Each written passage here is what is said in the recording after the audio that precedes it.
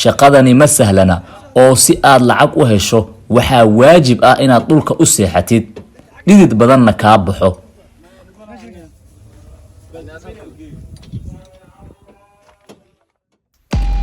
nabadgelyo maxaa ku kalifay Cabdi Dhaanto oo fanaan ahaa inuu xirfadan makaanikada ah u bedesho?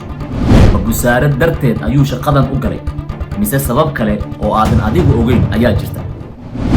muuqaalkan su'aalahaas oo dhan ayuu kaaga jawaabaya, balse marka hore dhiirigeli walaalkaa doorbiday in risiq aan fan ka soo galin soo dhacsado.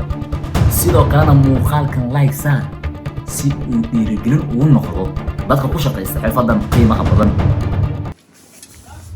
waa Cabdi Dhaanto Cabdi Nuur Nihaaye oo nolol maalmeedkiisa u dhacsanaya si ka duwan sidii hore.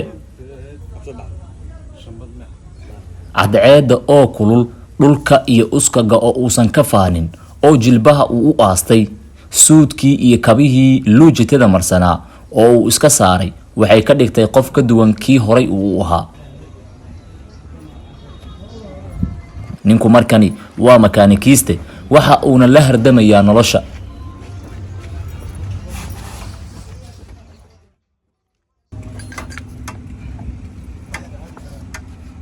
shanqarta keliya ee ka agyeeraysa waa buruska iyo birta isku dhacaya ee ma aha laxan iyo muusig wada socda.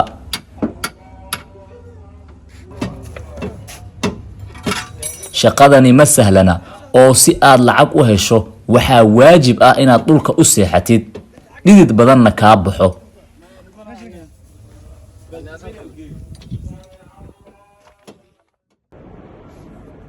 sababtay u kaliftay anigoo fanaan caana inaan noqdo makaanig xirfadle.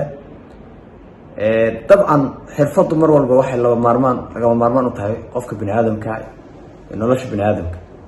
inaad xirfad barato adiga ayay ku anfacaysaa.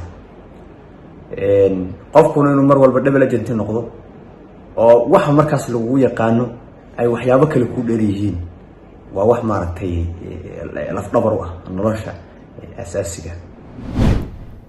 laga yaabee inaad isweydiinayso maalintii imisaa ka soo gasha shaqada, tolow amay u lacag badnayd fanaannimada?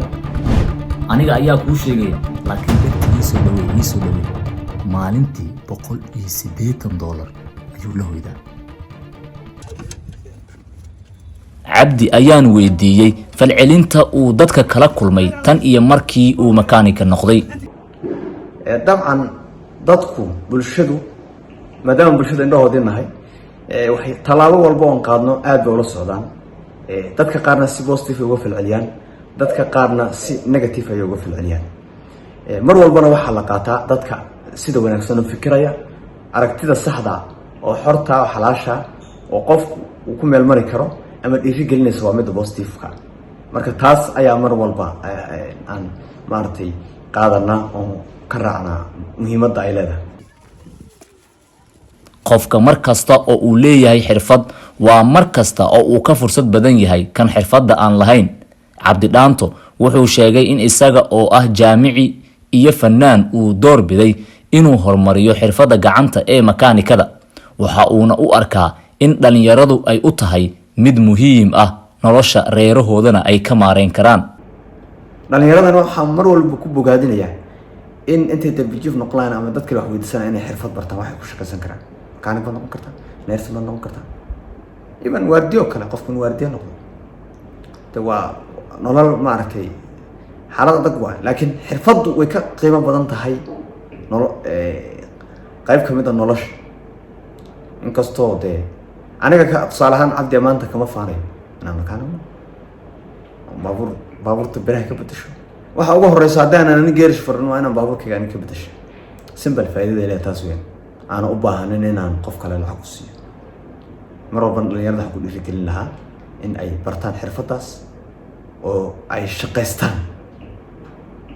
dareemi karnaa inay mar walba dhahaan dhalinyaro shaqo la'aan baa jirto, laakiin qof xirfad faran karaa. maanta anigu waxyaaba badan baa ii qarsoon. xirfadan makaaniga laftirkeeda dee waa xirfadaan aqaano maanta, kama faanayo. sababtaana uga faanna waxay tahay idinka ayaa rabaa in aydu ku shaqaysataan oo maaragtay dadka hadalkooda aydaan maqlin kuwa idin dhahaya saan waayo. shaqadu mar walba xirfaddu mar walba adiga ayay ku anfacaysaa. tala muu haysaa cabdigan cusub ee makaanikada noqday qaybta hoose ee aragtida noogu reeb.